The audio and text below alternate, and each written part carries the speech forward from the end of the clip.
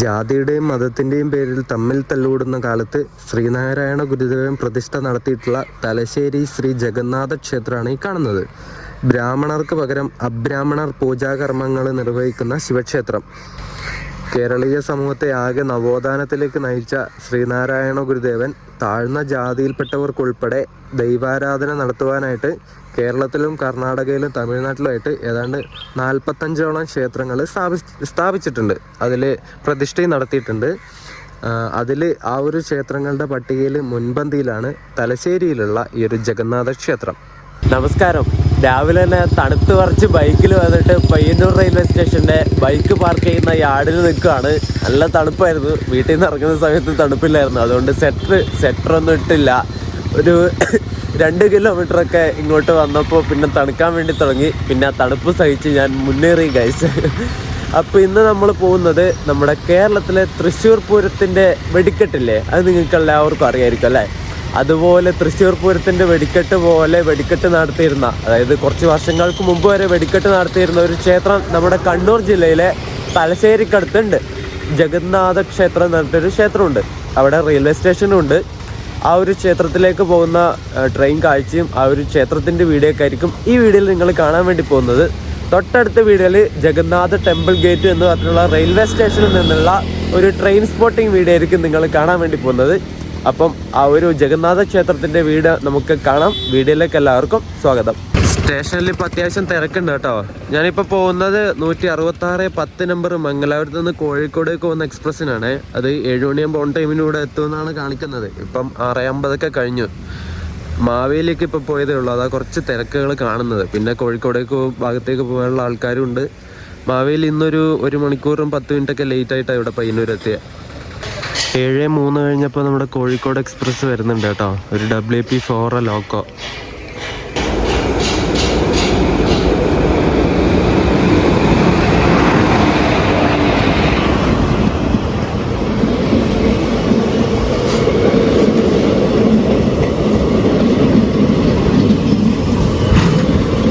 പയ്യന്നൂരിൽ നിന്ന് ഡിപ്പാർട്ടായി നമ്മുടെ കോഴിക്കോട് എക്സ്പ്രസ്. അത്യാവശ്യം തിരക്കുണ്ട് കേട്ടോ. രാവിലെ സമയമായതുകൊണ്ട് ഈ വണ്ടിക്ക് എപ്പോഴും തിരക്കുണ്ടാവും. ജോലിക്ക് പോകുന്നവരും പിന്നെ സ്കൂൾ സ്റ്റുഡൻസും കോളേജ് സ്റ്റുഡൻസൊക്കെ കയറുന്ന വണ്ടിയാണ്. ഏകദേശം കണ്ണൂരൊക്കെ കഴിയുന്നവരേ ഉണ്ടാവുള്ളൂ ആ തിരക്ക്.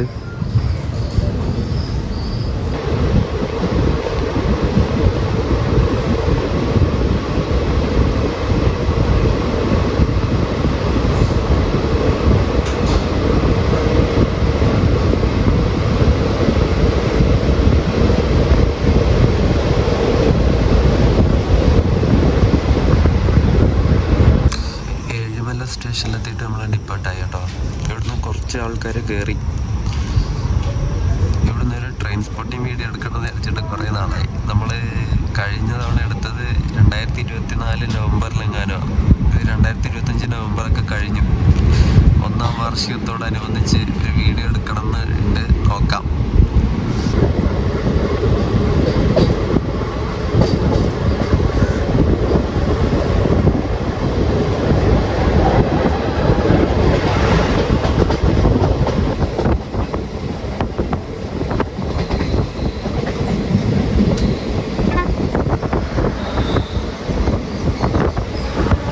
നമ്മൾ കണ്ണൂർ റെയിൽവേ സ്റ്റേഷനിൽ എത്തിയിട്ട് ഇപ്പോൾ ഡിപ്പാർട്ടായി. ഏകദേശം ഓൺ ടൈമിൽ തന്നെ എത്തിയത്. നമ്മുടെ തൊട്ട് പുറകിൽ തന്നെ വന്ദേ ഭാരത് ഉണ്ട്. മംഗലാപുരത്ത് നിന്ന് ട്രിവാൻഡ്രം പോകുന്ന വന്ദേ ഭാരത്. അത് എവിടെയെങ്കിലും വെച്ച് ഓവർടേക്ക് ചെയ്യും നമ്മളെ.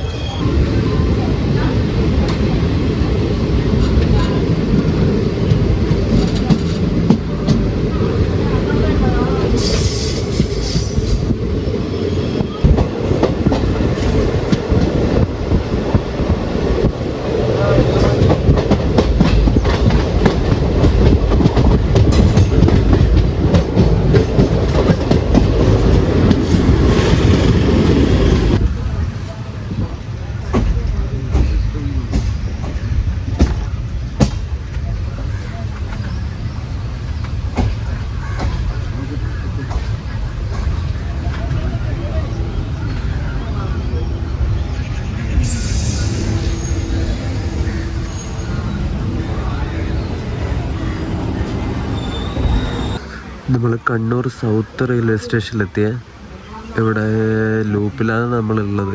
മിക്കവാറും തിരുവനന്തപുരം വന്ദേ ഭാരത് കയറിപ്പോകാനുള്ള ചാൻസൊക്കെ കാണുന്നുണ്ട്.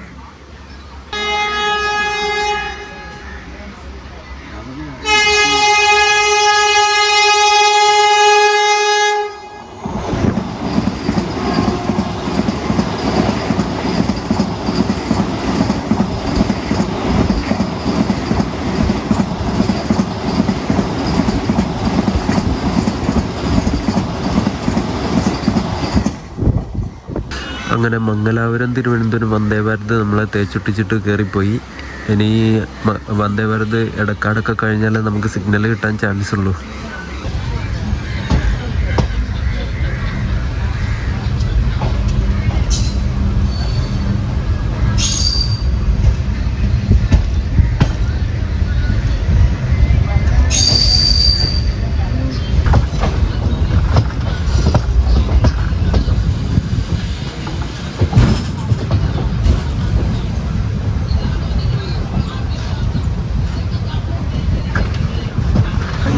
നമ്മൾ എടക്കാട് റെയിൽവേ സ്റ്റേഷനിൽ എത്തിയിട്ട് ഡിപ്പാർട്ടായേ.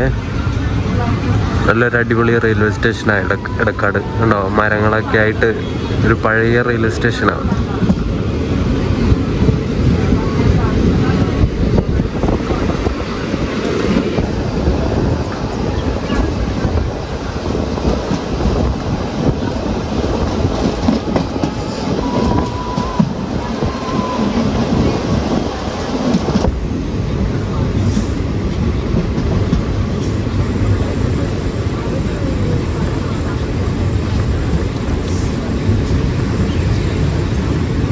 നമ്മൾ തലശ്ശേരി റെയിൽവേ സ്റ്റേഷനിലെത്തി. സമയം ഇപ്പം 8:28 കഴിഞ്ഞു.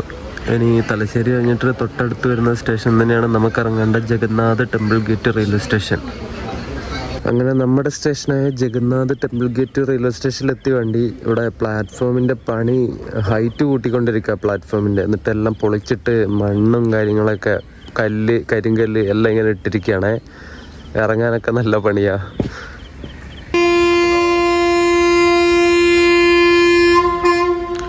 നമ്മൾ വന്ന് ഈ കോഴിക്കോട് എക്സ്പ്രസ് വേറെ കുറേ വണ്ടികളായിട്ട് റേക്ക് ഷെയറിംഗ് ഉണ്ട്. ആദ്യം രാവിലെ മംഗലാപുരത്ത് നിന്ന് കോഴിക്കോടേക്ക് വണ്ടി വരും. എന്നിട്ട് കോഴിക്കോട് എത്തിയിട്ട് ഉച്ചയ്ക്ക് കോഴിക്കോട് കണ്ണൂർ പാസഞ്ചറായിട്ട് കണ്ണൂരിലേക്ക് വരും. എന്നിട്ട് കണ്ണൂരിൽ നിന്ന് വൈകുന്നേരം തന്നെ കണ്ണൂർ ചെറുവത്തൂർ പാസഞ്ചറായിട്ട് ചെറുവത്തൂരേക്ക് പോകും. എന്നിട്ട് പിറ്റേ ദിവസം രാവിലെ ചെറുവത്തൂരിൽ നിന്ന് മംഗലാപുരം സെൻട്രലിലേക്ക് പാസഞ്ചറായിട്ട് പോകും. ഇങ്ങനെ കുറേ വണ്ടികളായിട്ട് റേക്ക് ഷെയറിംഗ് ഉള്ള വണ്ടിയായത്. നമ്മൾ മുന്നേ ഈ ഒരു വണ്ടിക്ക് ഒരു ഫുൾ വീഡിയോ ചെയ്തിട്ടുണ്ട് കേട്ടോ. അതിൻ്റെ വീഡിയോയുടെ ലിങ്ക് ഞാൻ ഡിസ്ക്രിപ്ഷൻ ബോക്സിൽ കൊടുക്കാം.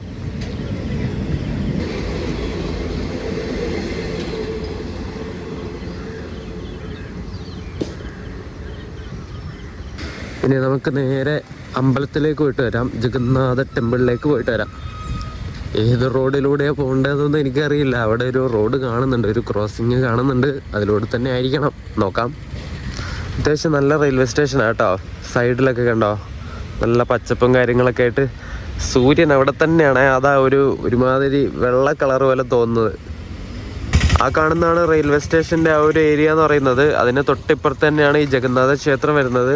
ആ റോഡിലേക്കാണ് ഞാനിപ്പോൾ നിൽക്കുന്നത്. അത് പോകുന്ന വഴിക്ക് തന്നെ ഇവിടെ ചെറിയൊരു ക്ഷേത്രം കണ്ടു. ഏത് ദൈവത്തിൻ്റെയാണെന്ന് എനിക്ക് അറിയില്ല കേട്ടോ. പേരൊന്നും എഴുതി വെച്ചിട്ടില്ല. പിന്നെ ഗൂഗിൾ മാപ്പിൽ കാണുന്നില്ല. ഗണപതിയുടെ ആണോ എന്നൊരു ഡൗട്ട് ഉണ്ട്. അറിയുന്നവരൊന്ന് കമൻറ്റ് ചെയ്യണം കേട്ടോ. അതിൻ്റെ പ്രതിഷ്ഠ നോക്കിയിട്ടൊന്നും മനസ്സിലാവണില്ല. പോകുന്ന വഴിക്കൊക്കെ തൊട്ടാവാടിയും അതിൻ്റെ പൂക്കളും കണ്ടോ. ഇതൊക്കെ നമ്മുടെ നാട്ടിലിപ്പോൾ കുറഞ്ഞു വരിക. എന്ത് രസമല്ലേ കാണാൻ വേണ്ടിയിട്ട്.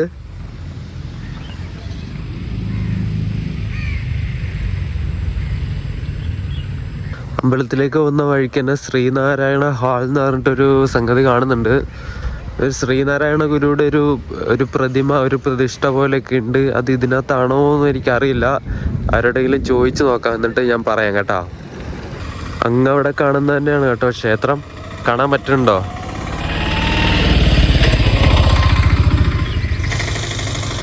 വരുന്ന വഴി കണ്ടോ, എന്ത് രസമല്ലേ. രണ്ട് സൈഡും ഇങ്ങനെ വെള്ളക്കെട്ടൊക്കെ നിറഞ്ഞിരിക്കുന്ന ഒരു പാടം പോലത്തെ ഒരു സ്ഥലമാണ്. ഇവിടെ നെല്ല് നട്ടിട്ടുണ്ടോ.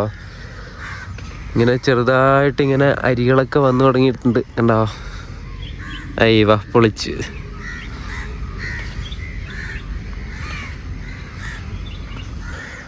ശ്രീ ജഗന്നാഥ ക്ഷേത്രം ഒരു വശത്ത് മഹാദേവന്റെ ഫോട്ടോ, മറ്റേ വശത്ത് ശ്രീനാരായണ ഗുരുദേവന്റെ ഫോട്ടോ ഉണ്ട് കേട്ടോ.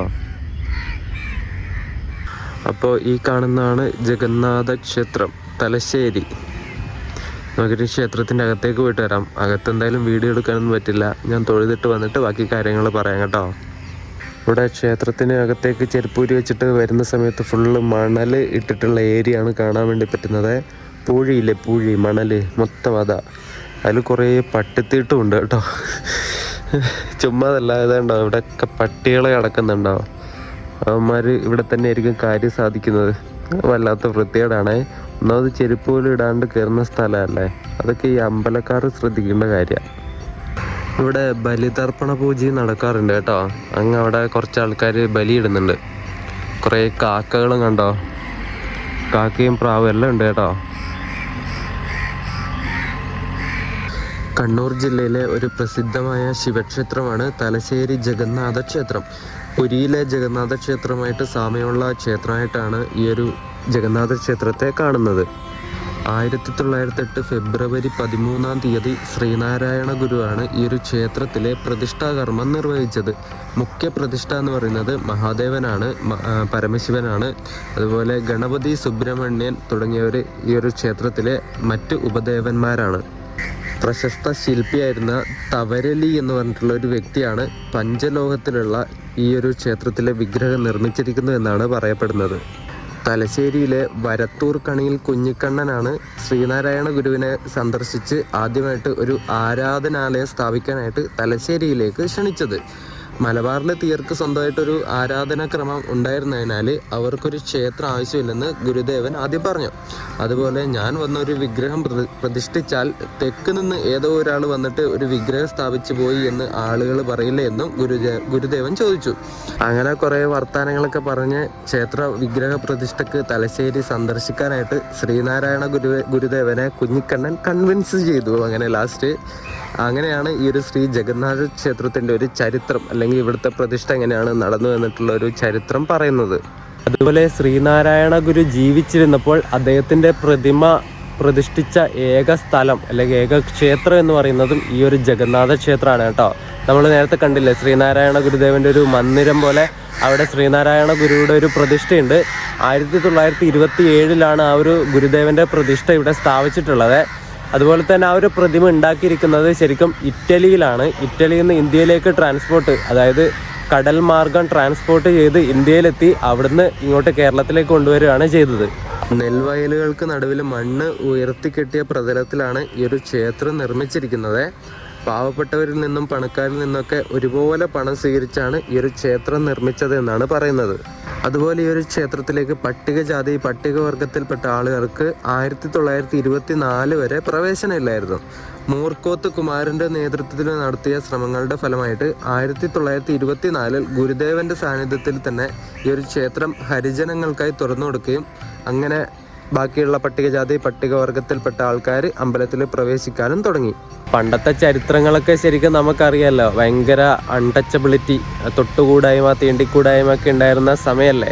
ശരിക്കും പറഞ്ഞാൽ ഈ ക്ഷേത്ര പ്രവേശന വിളംബരം എന്നൊക്കെ പറയുന്നത് ഒരു വലിയ സംഭവമാണ് അല്ലേ. ഇങ്ങനെ ചരിത്രങ്ങളൊക്കെ നോക്കുന്ന സമയത്താണ് ഓരോ സമരങ്ങളൊക്കെ വലിയ ഇമ്പോർട്ടൻസ് ഉള്ള സമരങ്ങളാണെന്ന് നമുക്ക് തോന്നുന്നത്.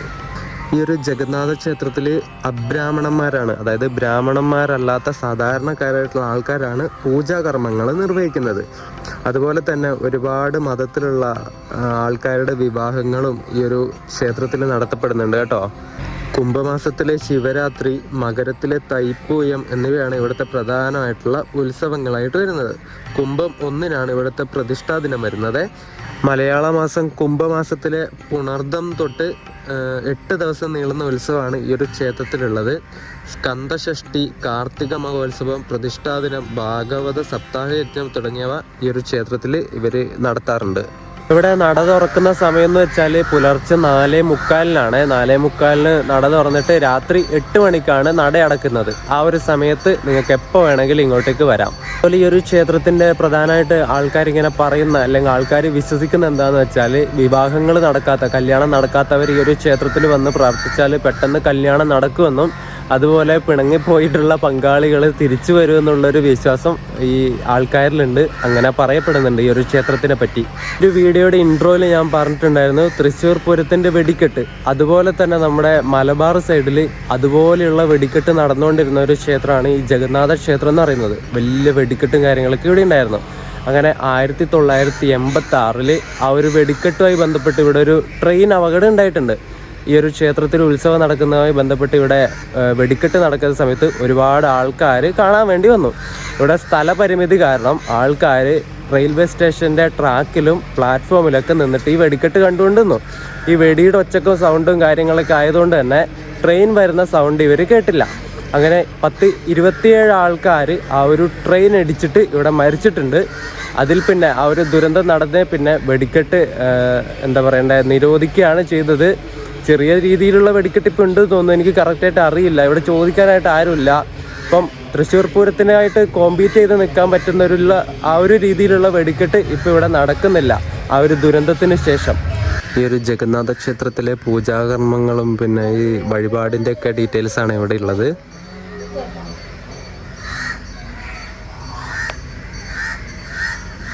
ജഗന്നാഥ ക്ഷേത്രത്തിൻ്റെ തൊട്ട് ഫ്രണ്ടിലായിട്ട് തന്നെ ഇവിടെ ഒരു ആൽമരവും വേറെ ഏതോ ഒരു ദൈവത്തിൻ്റെ പ്രതിഷ്ഠയും കാര്യങ്ങളൊക്കെ കാണുന്നുണ്ട് കേട്ടോ. മതിലൊക്കെ കെട്ടിയിട്ട് അത്യാവശ്യം നല്ല വൃത്തിയുണ്ട് കാണാൻ വേണ്ടിയിട്ട്.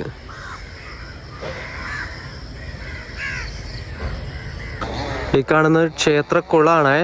എന്ത് രസം നമുക്ക്, നല്ല പച്ചപ്പ് ഇങ്ങനെ അതിൻ്റെ നടുക്കായിട്ടുണ്ടോ 4 ആനകളുടെ തല വെച്ചിട്ടുള്ള ഒരു സംഗതി.